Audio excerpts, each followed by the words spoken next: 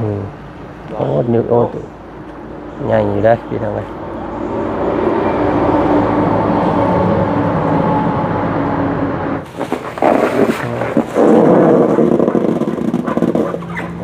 โอเคพี่น้องเอ้ยไปเบิ่งหั่น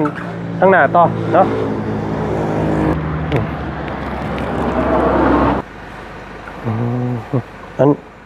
มันคือคล้ายกับปลาดุกนะบ่โอ้ใช่คือปลากดเจอเหมือนปลากดโถใหญ่กว่าแต่ว่าเลี้ยงก็สิคล้ายๆกันแน่เนาะกับปลาดุกเนาะพี่น้องเอ้ยเนาะหลาย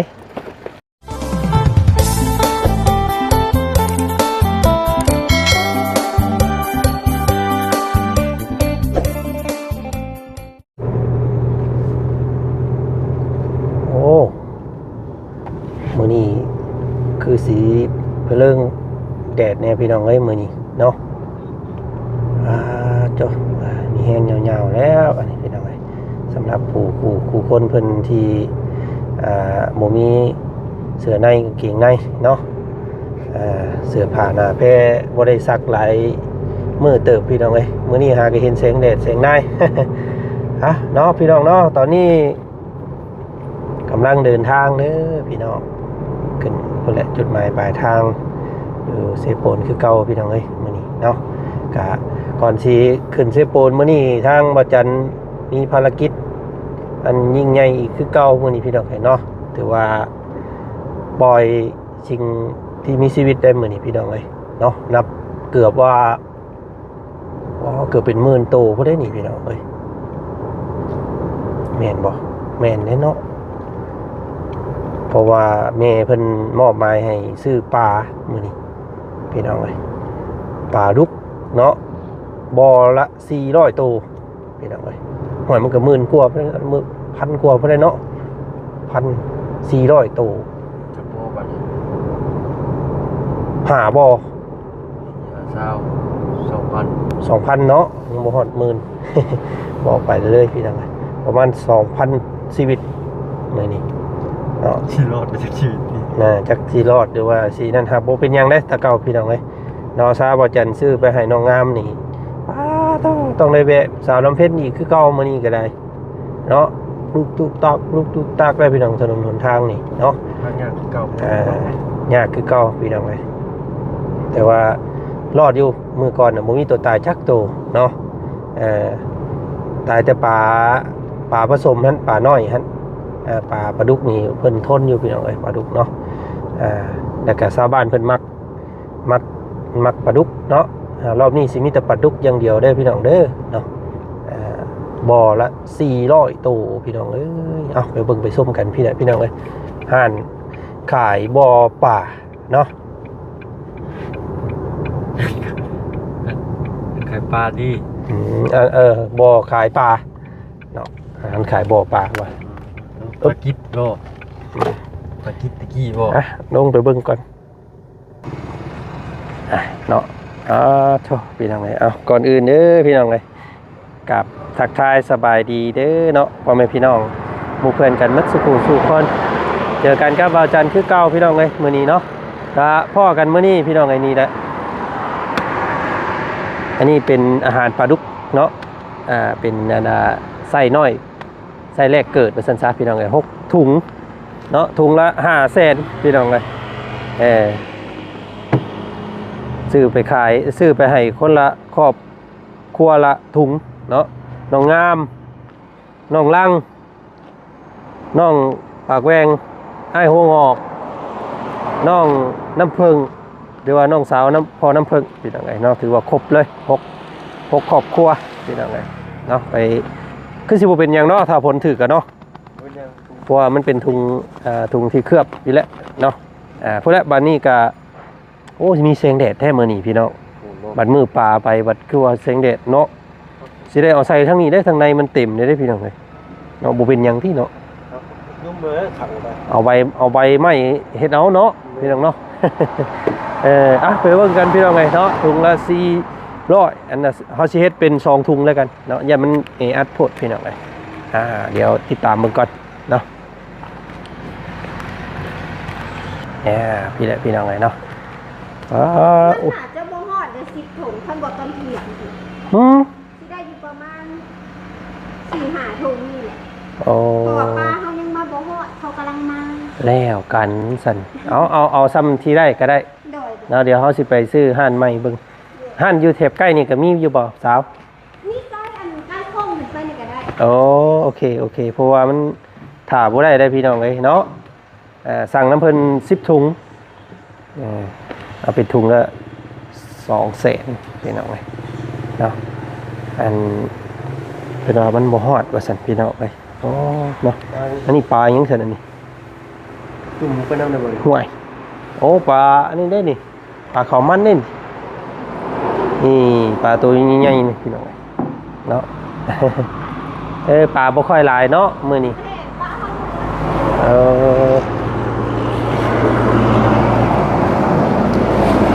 โอ้ไปเอาเลี้ยงมาบ่ฮอดโอ้โดยใช่ตัวนี้กับบ่มีแต่บ่อเปล่าๆเลยเนาะน่าสิบ่ฮอดว่าซั่นพี่น้องน่าสิได้อยู่ประมาณ 4-5 ถุงเนาะเอานับเบิ่งก่อนเพิ่นขายตัวเท่าใดก็สาวเดี๋ยวเฮาลุ้นให้เป็นตัวละพันก็ได้โอ้โดยโอ้ยขอบใจหลายๆเนาะปกติขายตัว1,200โอ้โดยเพราะว่าปลาดุกนี่มันเลี้ยงง่ายพี่น้องมันทนต่อแดดต่อฝนเนาะเขาปล่อยในบ่อนะปล่อยในบ่อไปสิแหละไปปล่อยในบ่อเย็นเนาะเนาะเฮ็ดบ่อไปสิก็ได้เนาะคือเขาลงเฮิมเฮ็ดนี่เวลาเขาปล่อยน้ำออกมันก็ง่ายเนาะเขาอันล่างมันสบายแต่ว่ามันอยากฮ้อนนี่เวลาแสงแดดแสงหยังนะมันอยากฮ้อนนี่แต่ก็เวลาเขาล้างอ่างล้างหยังมันสบายเฮ็ดอ่างแบบนี้นะเนาะก็มีหลายคนอยู่เพิ่นแนะนำมาพี่น้องเอ้ยเนาะว่าคือบ่อันก่ออ่างอยู่ข้างเทิงเนาะบ่ต้องขุดลงดินก็ได้ว่าซั่นแต่ว่าจุดประสงค์ของแม่เพิ่นนั้นเพิ่นย้านมันร้อนเนาะย้านปลาร้อนแล้วก็อยากให้มันมีความเย็นของอยู่ใต้ดินนะพี่น้องเนาะสิประมาณนั้นตอนนี้ทางสาวเพิ่นกำลังกันอยู่โอ้ตัวใหญ่เนาะรอบนี้เนาะ ซื้อรอบให้น้องงามนั่นตัวน้อยตัวนี้นี่พี่น้องนับเทระหาดิเป็นนับเทระหานี่ลองเบิ่งเนาะแต่ว่าอยู่นี่บ่พอก็สิได้ไปอันว่าซื้ออีกห้านตัวข้างหน้านี้เพราะว่าเขาจะขึ้นเซโปนนะพี่น้องเอ้ยอยู่เขตเซโปนนี่บ่มีเนาะห้านขายปลาลูกปลาแบบนี้บ่มีแถวมีอยู่แถวนั้นเขายังว่าซื้ออยู่แถวนั้นก็ได้มันจังบ่ได้แก่ไปไกลนะเนาะโชคถุงนึงเลยนี่พี่น้องเนาะถุงนึงก็หลายได้พี่น้องเอ้ยตัวบ่อนึงบ่อละ400เนาะเยอะได้นี่พี่น้องผมว่าแล้วหลายให้ทางมันก่อนนอกจากปลาดุกแต่มีปลายังอีกแน่สาวที่มันคล้ายๆกับปลาดุกปลากดโอ้มีบ่โอ้อาหารเลี้ยงบ่เลยเลี้ยงธรรมชาติโอ้ปลากดมันก็ลักษณะแบบเดียวกับปลาดุกนั่นแหละเนาะฮะบ่ทนบ่มันสิบ่ทนซ้ำปลาดุกเนาะ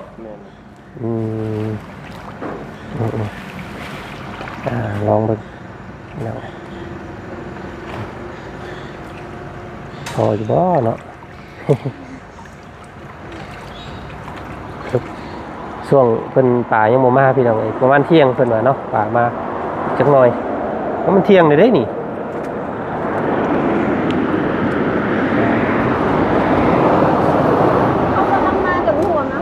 โอ้มาทันใครเนาะจะได้เอามงเดียวเลยนี่พี่น้องเลยเพราะว่ามันอยากเวะหลายบอลนะ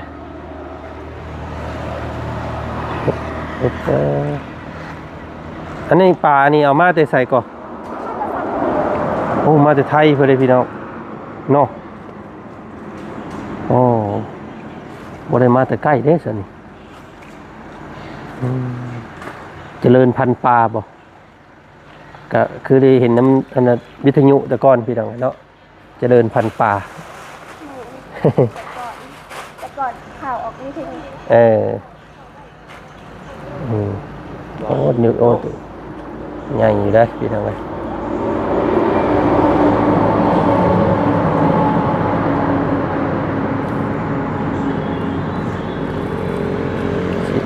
รุ่นเบิ่งว่าสิได้จักถุงเนาะเบิ่งก่อนอันนี้เพิ่นเลาะชมเบิ่งทางนี้ก่อนพี่น้องเอ้ยโชอีอันนี้ก็ใหญ่อยู่ตัวนี้ก็เนาะโอ้ยค่อยไปปิดรถก่อนเนาะรถเปลืองน้ำมันได้นี่พี่น้องเอ้ยปลาอื่นสิบ่เลี้ยงดอกพี่น้องเอ้ยมันเลี้ยงยากเนาะเลี้ยงยาก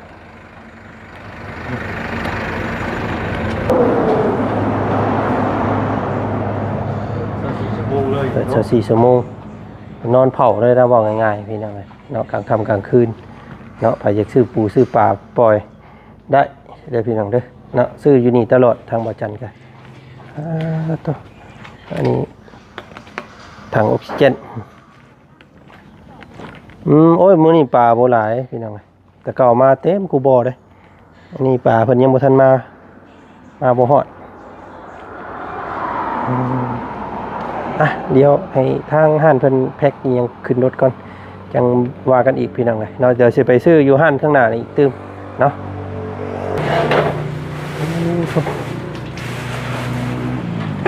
สิมี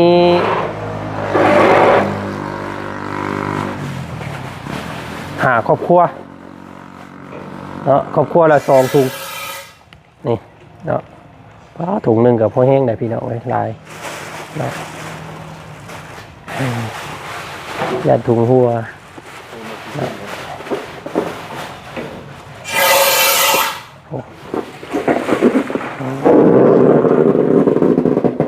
เอาป้าใส่กระบะไปเลยบ่เป็นอย่างบ่เนาะฮะเซโปนแกอยากให้เอาขอนในให้มันแตกขอในบ่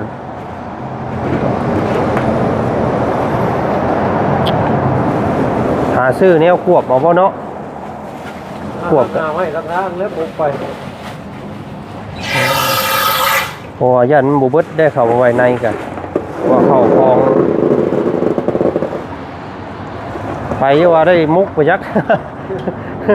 ไปฮอดได้มุกเอาอีกแล้วเนาะอ๋อเฮ็ดที่ไหนก็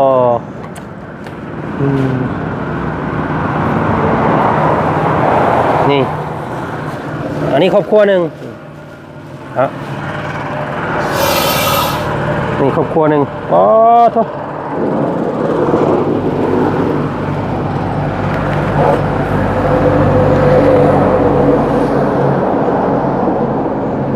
โอ้ยังต้องชื่ออีกหลายอยู่ได้สนิพี่น้องก็ได้1 2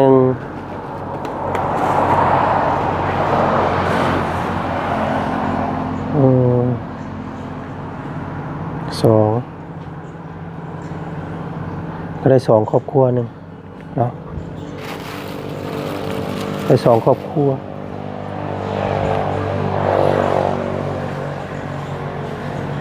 โอ้ยัง3 ครอบครัวต้องไปซื้ออยู่ห้านนี้อีกก่อนเนาะเพิ่นยังมาบ่ฮอดเนาะ ไปขึ้นน้ำไอ้เคยเข้ากันได้คนละราคาเดียวกันอยู่ไสใต้โค้งถึงไปเครื่องเดียวกันโอ้ถ่ายโค้งเนาะโอเคกระบาบเล่าบ่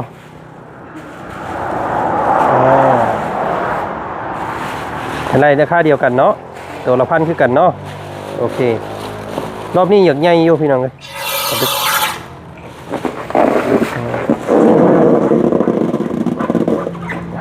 โอเคพี่น้องเลยไปเบิ่งห้านข้างหน้าต่อเนาะแต่รอดบ่นะบ่เพิ่นอยากแดดได้ใบไม้ครับเนาะสิฮอดเป็นตาได้อีบ่เนาะได้บ้าน ฮอดซ้ำแต่บัดสิได้แวะสาวน้ำเพ็ญอีกเด้อนี่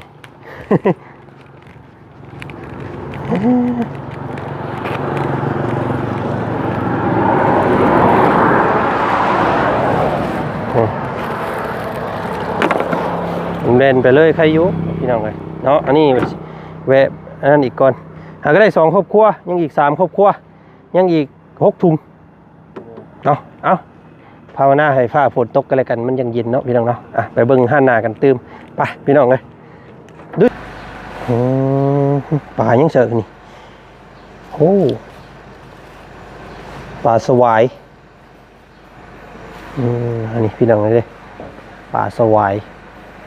เนาะมันเกิดค่ายคือปลาดุกนะบ่โอ้ใช่คือปลากดเจอเหมือนปลากดทองใหญ่กว่า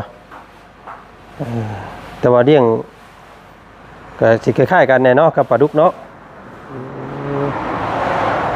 เอา6ถุงเด้อหลายคือกันอันนี้ก็ได้เป็นยังไงมีปลาในปลาเอียงมีครบเนาะปลาสารพัดปลาโอ้ปลายังใช่ตัวนี้น้อยๆนี่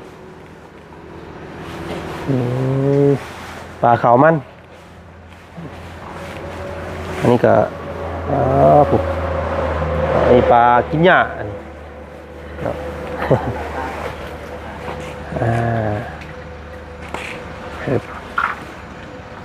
ซื้อห่านสาวเมื่อก่อนนี่เพิ่นเบิด ห่านผ่านมาเพิ่นก็ได้แนะนำมานี่เนาะโอ้เนาะเป็นห่วงแล้วบาดนี้พี่น้องเอ้ยมันอยู่ข้างนอกเหมือนมือไปบัดแดดซ้ำเนาะไอ้ที่ใดก็หาแนวมาปกบ่พี่น้องเอ้ยทางมาได้เราได้จากมาเบิ่งเป็น10ถุงจังเบิดพี่น้องหาครอบครัวเนาะครอบครัวละ2ถุงแต่ว่าถุงของนั้นน้องล่างเพิ่นนั่นแม่เพิ่นให้น้อยกว่าหมู่เพิ่นน่ะเพราะว่าอ่างของเรามันน้อยเนาะอ่างของคนอื่นนั่นให้ใส่400โตเลยเนาะแต่ว่าอ่างของเราเนี่ยประมาณ200ก็ได้เลยให้เพิ่นแบ่งเป็นถุงน้อยน้ำเนาะ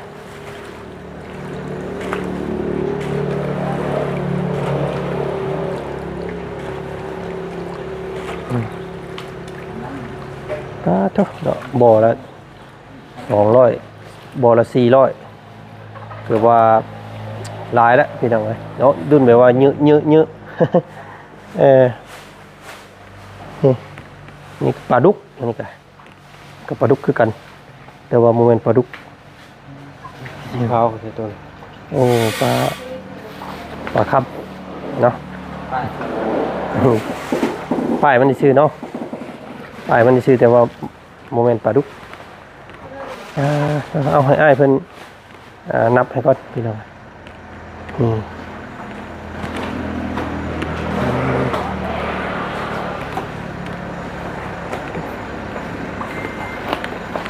ใส่ล้างรถไปบัวตายบ่ฮัมฮะใช้ปูนได้อยู่วะ บ่ได้แต่เป็นเอาไปมุกเนาะ มุกปลาน้อยอยากปันใดเลยพี่น้องเลยเนาะขายอยู่นอนที่นี่เลยเนาะนี่ครับอันนี้วะอันเจ้าว่าไปกวบไว้นะยันปลาดุกมันบืนเนาะไปกวบไว้เอาไว้ทำไว้ถ้าเป็นเล็กมันจะราคาแพงนี่นี่แหละดิบาทนี่พี่น้องเนาะหาเบิ่งก่อนใบบักยุ่มเนาะนี่บ่แต่มันก็บ่ได้ว่าฮ้อนปานใดนะมื้อนี้นะน่าสิได้อยู่ครับพี่น้องหาผ้าบัดบ่เนาะกวบไว้รถแล่นมันก็ลมมันก็เย็นอยู่เนาะ ก็บ่ค่อยนั่นปานใดดอกมื้อนี้น่ะน่าสิมีฟ้าฝนตกอยู่พี่น้องเอ้ยเดี๋ยวลองเบิ่งเนาะโอเคพี่น้องเอ้ยเอาไปละนี่ก็คลิปนี้ก็พากันซื้อปูซื้อปลาก่อนเด้อพี่น้องเอ้ยเนาะไปปล่อยให้หมู่บ้าน35หรือว่าหมู่บ้านของน้องล่างน้องงามพี่น้องเอ้ยเนาะปล่อยปูปล่อยปลานี่ก็เป็นศรัทธาจากทางเนหักเนาะเมวันสุธิเพชรเด้อพี่น้องเอ้ยเนาะก็ต้องขอมกขอบใจเมหลายๆเนาะที่สดสวยชาวบ้านเกือบว่าลืมตาอ้าปากได้ให้แบบว่าบ่ให้ลื่นบ่ให้หยังกันนะพี่น้องเลยเนาะให้มีอาชีพสำคัญว่าซั่นซะเนาะนี่แหละรุ่นเบิ่งว่าครอบครัวใดสิต่อยอดได้ดีเนาะเลี้ยงได้งามเนาะปูปลาสำหรับน้องงามนี่ก็ถือว่าพอแล้วพี่น้องเลยพอได้กินเนาะพี่น้องเนาะพอได้เลี้ยงครอบครัวโมเมนต์ว่าเลี้ยงเอาไปขายได้พี่น้องเลยเอาไว้เลขประเด็กเป่งนัวกินในยามมันเบิดเนาะเอาไว้จนโมเมนต์ว่าสิให้มันใหญ่เลยเอากินให้เบิดเด้เนาะแม่เพิ่นให้เลี้ยงมันสามารถเพาะลูกได้บ่นี่แต่ว่าปลาดุกยันปลาดุกมันมาจังเนาะถ้าปลาดุกก็นั่นนี่ก็ลองเบิ่งมันออกลูกทางปากบ่ปลาดุกนี่ได้มันพ่นพวกปลาเป้าเนี่ยมันอมลูกมันไว้น่ะเนาะแปลว่าย่านลูกย่านปลาอื่นกินเนี่ยมันอมไว้เนาะอันนี้ก็น่าสิออกทั้งไข่นี่แหละเนาะเพราะว่าปลาดุกเขาเห็นไข่ในท้องมันก็น่าสิมีนั่นอยู่ยังบ่เคยฮู้ได้พี่น้องเนาะถ้าผู้ใดมีความฮู้ปลาดุกนี่เนาะของลูกทางไหน เดี๋ยวคอมเมนต์มาบอกเนี่ยพี่น้องแม่เพิ่นว่าให้เลี้ยงจนมันเป็นซำใหญ่แล้วให้มันออกแม่แพร่ลูกนะเนาะลองเบิ่งพี่น้องจักสิเข้าหม้อหรือว่าเข้าอันนั้นก็ติดตามเนาะพี่น้องเนาะเบิดมื้อนี้เฉพาะปลาล้าน8หรือว่า2ล้านได้ว่าจะเอาไปซ้ำกันเบิดเลยเนาะให้น้องล่างเพิ่นก็เอาซ้ำกันเลยบ่อละ400เลยพี่น้องเนาะอันนี้ก็3ล้านตัวนี้เนาะถุงละ500,000 3 ล้านเป็น5ล้านทั้งเบิดรอบนี้พี่น้องขึ้นไปนอกงบในการปล่อยปูปล่อยปลาในครั้งนี้กาดว่าทุกพี่น้องเนาะเห็นบ่ถุงหนึ่งมวนหน่อยๆเด้เนาะถุงนี้ใหญ่เลยนี่คิดเบิ่งเนาะ2ถุงต่อบ่อนี่ โอ้พี่น้องเนาะหลายเนาะลองเบิ่งอันนี้เป็นชาวบ้านเพิ่นขอมาบ่อยากได้ปลาแนวอื่นเนาะอยากได้ปลาคือน้องงามมันเลี้ยงง่ายเพิ่นว่าพี่น้องแล้วก็ใหญ่ไวเนาะติดตามแล้วกันพี่น้องเนาะคลิปนี้ทางบ่จันกับคอโตก่อนพบพ่อกันใหม่แล้วกันคลิปหน้าเด้อพี่น้องเด้อเนาะคลิปนี้ขอเดินทางทำเวลาหน่อยนึงเนาะก็สิทำเวลาซำใดก็ต้องได้แวะบ้าน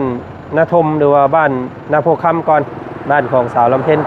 เนาะก็สิให้มันเก็บแต่พี่ขึ้นไปก่อนพี่น้องเพื่อสิได้แวะเข้าไปอีกก็ยันมันดนเนาะจังใดก็ฝากติดตามด้วยพี่น้องเด้อเนาะขอบคุณทางเมวันหลายๆเนาะขอให้เมจงมีความสุขความเจริญเนาะสุขกายสบายใจได้เมเด้อเนาะตลอดปลอดภัย